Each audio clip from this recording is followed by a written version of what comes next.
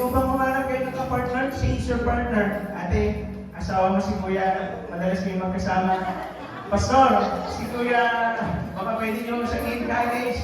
Tita, Rodney, pwede ka humanap ng kakaiba kaysa kay Eric. Masyado na kayo close. Come on, alam nyo, ito po ay panibagong, gawin mo natin ng panibagong karanasan mula sa Panginoon na pagpapala mula sa Kanya. Nakahanap mo ba tayo ng panibagong partner? Rochelle, parang...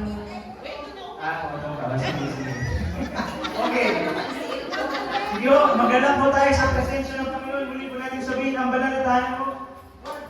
1, 2, 3, go! Ang banal na